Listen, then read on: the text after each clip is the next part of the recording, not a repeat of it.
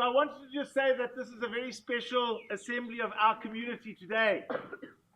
We've got our students, obviously, we've got our academic staff, we've got our support staff, we've got our governors, and we've got Dr. Mills, the chairman of our governing council, with us this morning. It's a very, very special occasion for us to welcome some very special guests to our community. Firstly, Mr. Shelby Davis. Sir, welcome.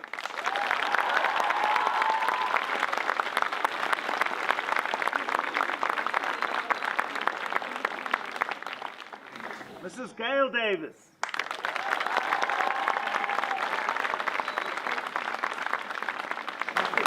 Miss Mary Ann McGrath,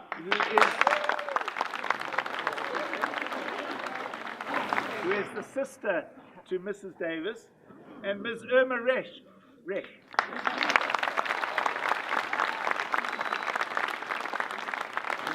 who is a good friend of the Davis family, so a very warm welcome to you.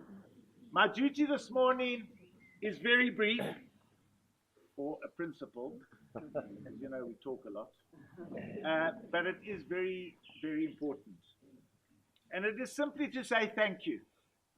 It's to say thank you to the Davis family, to Mr. Davis, Mrs. Davis, for endowing this program, the Davis United World Colleges Scholars Program. To say thank you on behalf of the 111 Waterford students that are alums that are currently in the US doing their degrees.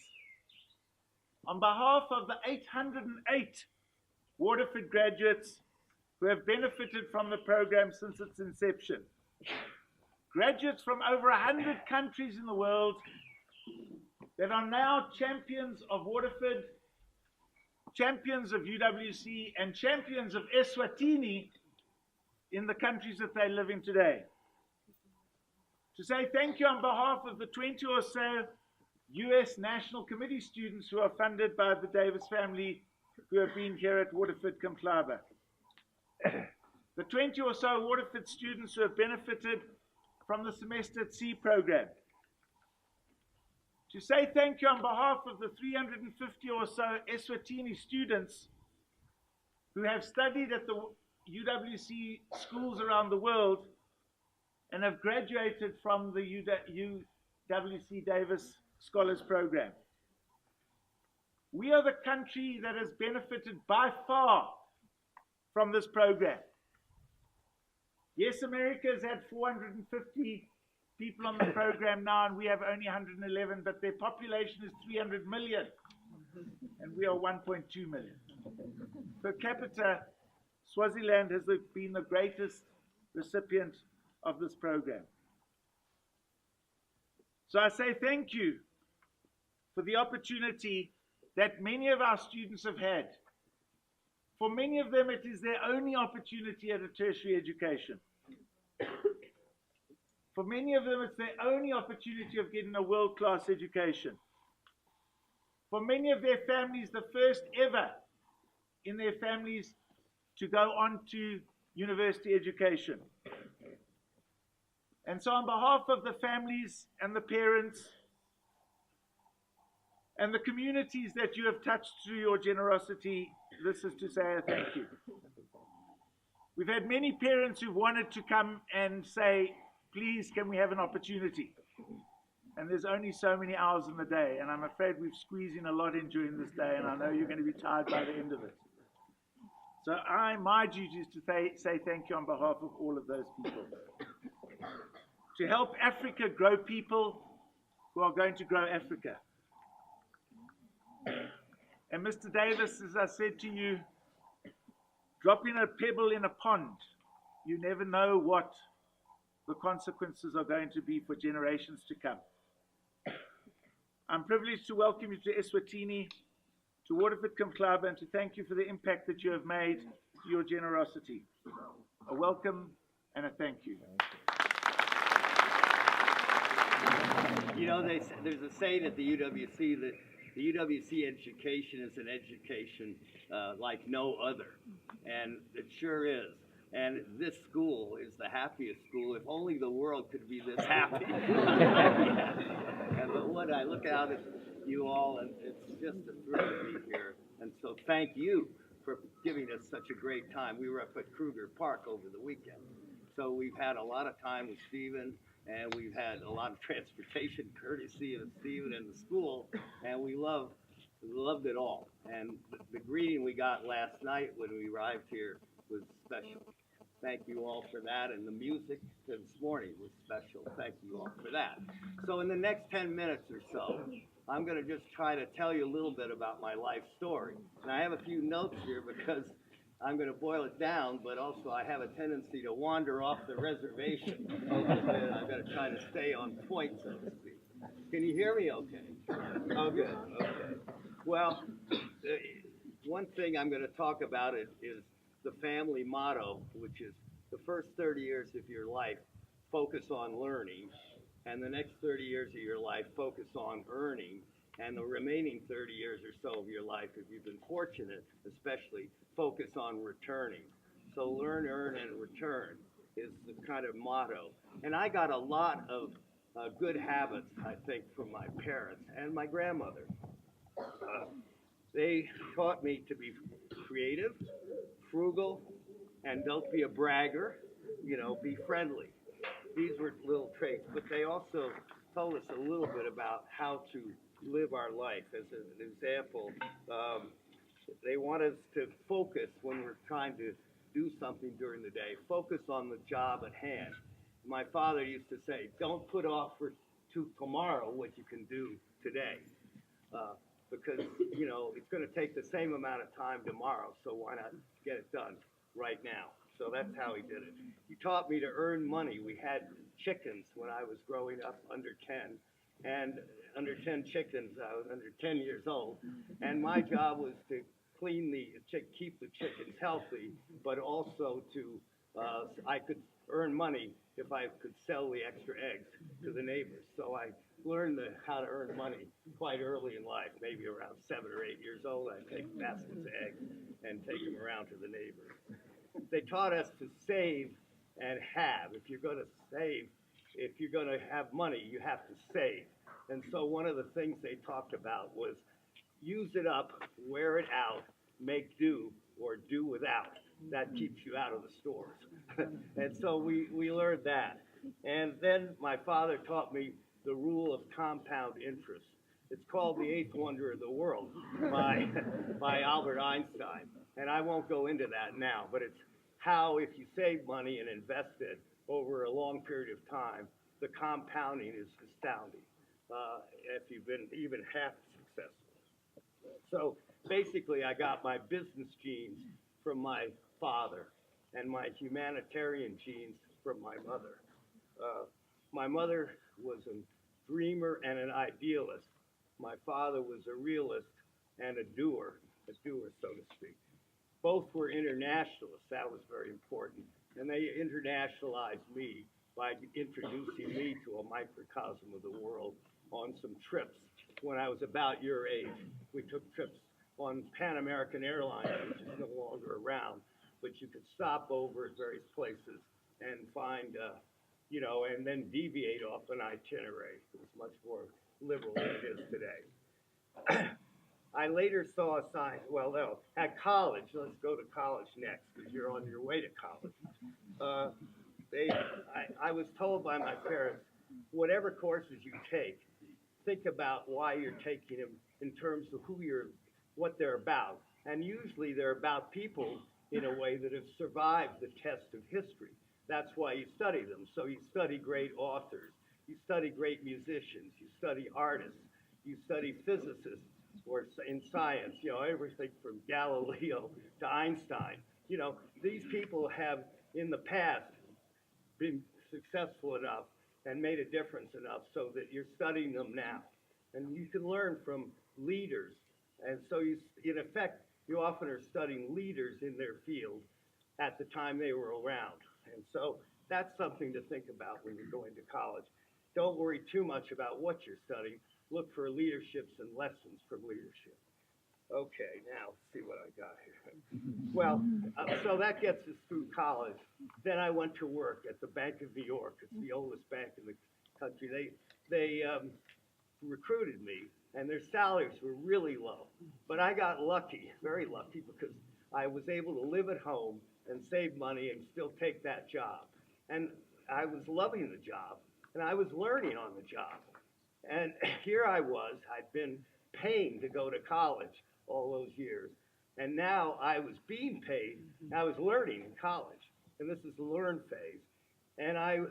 But I was learning, I was being paid to learn at my first job. So remember, your first job isn't important. You should continue to keep learning. Remember, it's 30 years of learning. And so it's not just college, it's after college, from the jobs you may take early on in your careers. And they aren't going to maybe be your last job, but as long as you're learning, it's an important thing to think about in your choice of jobs. So don't just think about the money. Think about how much you're learning. So when I got promoted and so forth, because other people ahead of me were leaving because the salaries were low to other more full-paying jobs, and of course got me promoted faster because there were vacancies. And so I ended up being the head of the research department at the age of 27. I'd only been there since 21. And so then I ran the research department. And at 30, just on schedule for the learn, earn, return cycle, I decided, well, I've learned enough. I'm going to try going out on my own. And so with a partner I met at the bank, we went out on our own, and we started really slowly, very small, one employee and ourselves. And it was slow going for a number of years. But we lived frugally, and we learned more, and we invested well. And eventually, we got lucky. We got very lucky. And let's see. What happened was we got, in a sense, a tailwind. The stock market had done nothing for 10 or 15 years, and so it was just bobbing around.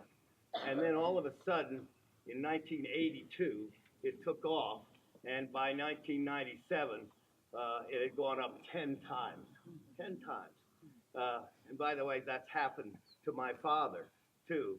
The market went up 10 times in 20 years when he started his business after the war, World War II, 1948 or so. Everybody was expecting a depression after the war ended, when all the tanks and guns were not going to be made anymore. And instead, the GIs that came home from that gory war, you know, were tired of war, and they wanted to get married, and they wanted to buy cars, and they wanted to move into a house and have children. And so they bought a lot of insurance on all those products. Life insurance, they wanted it because they'd seen why you need it. Automobile insurance was sort of mandatory, and homeowners insurance was mandatory too. So that industry boomed, sort of like the internet now, and he did very well. And we did very well in financial stocks when they boomed the last 10 or 15 years. Okay, so so we had this huge tailwind, and our assets under management grew from like 2 billion to 35 billion, you know, in about 10 years. The last 10 years of my career, working career. So at 60, just right on schedule, I thought, well, we've done well, and that was 30 years of work in the earning phase. And, you know, I think our minister said to me once, you know, Shelby, I've never seen anybody take their money down in the box when they're gone. You know, it's better if you use it while you're alive. And so, you know, that's what I started doing, and I got extremely lucky. I met a man named Dr. Phil Geyer. He was running the school, the UWC school in New Mexico. And, you know, charity starts at home, and we had our back office in New Mexico. I work out in New York, but, you know, anyway, I met him on a chairlift, a ski. And he eventually got me a couple months later to go down and see the United World College International show they put on. And I was mesmerized by the talent I saw, like I'm seeing here, on the stage. In music, dance, you name it. I mean, it was an amazing experience to see that in a school you can learn, I'd say, just about as much out of the classroom as you learn in the classroom in a place like this and at that school there. The schools are pretty much the same. And so I decided, well, Americans need to learn about the world. We're going to give some scholarships to the Americans that go to these UWC schools. And that's what we did. And then I started visiting the schools, and I was here in 2006. And, you know, I was on one of my visits, but wasn't, you know, this is, well, anyway, it was a great one. But I went around and I visited, I don't know which one's first, but I think we went to Vancouver in Canada, to the school in Canada. We went to Norway, Wales, and Italy on the first school trip. And then we got down here, I think, a little later. And we've been to all the schools at least once, and I'm on my round, and some twice, and this will be my second visit here. And we want to do that because I learned from work, you know, it's nice to have ideas, but then you want to check up and see if they're working. And I certainly got positive reinforcement here. So the last 30 years or so, I mean, we're going to hopefully it'll last 30 years, but it's been almost 20 years now.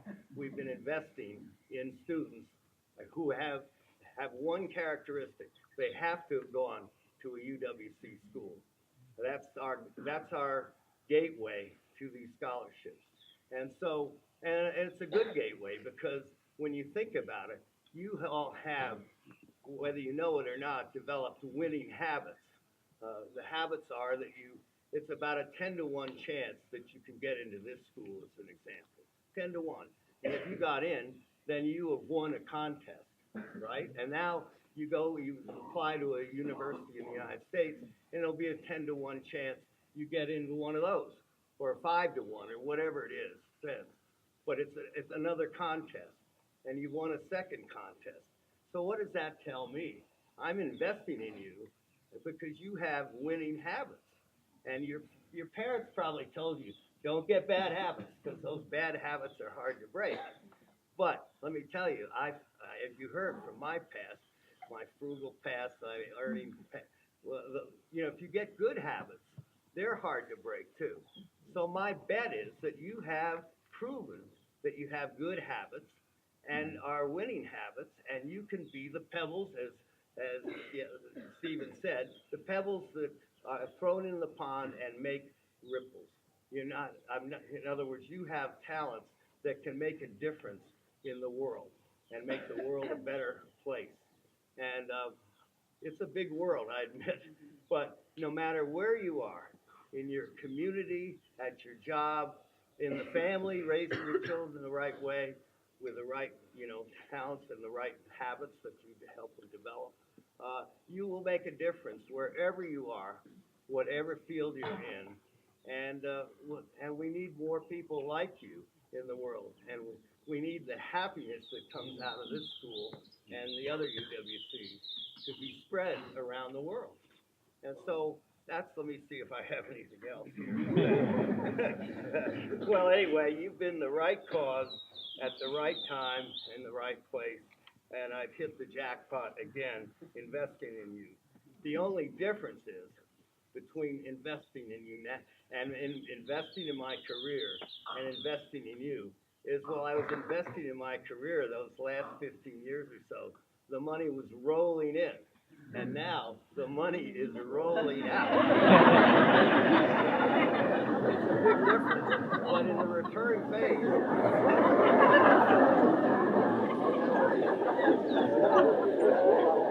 well, I think I'll end with that.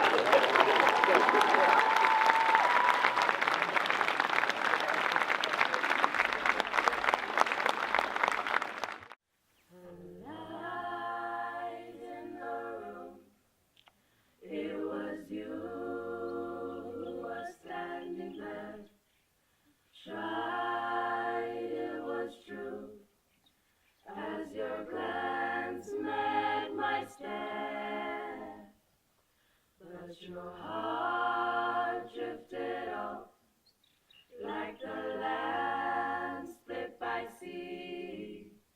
I tried to go, to follow, to kneel down at your feet. I'll run. I'll run. I'll run to you. I'll run. I'll run. I'll run to you. I've been settling scores. I've been fighting so long, but I've lost your war, and our kingdom is gone. How shall I win back your heart, which was mine? I have broken bones and tattered clothes. I've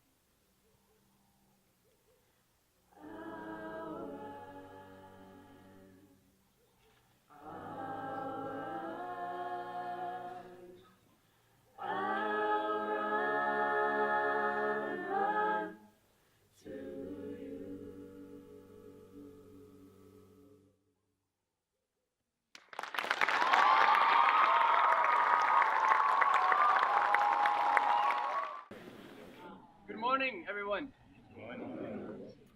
To our visitors, welcome to Waterford, Kamhlaba, United World College of Southern Africa. My name is Lars Ingertesud, an IB student from Norway.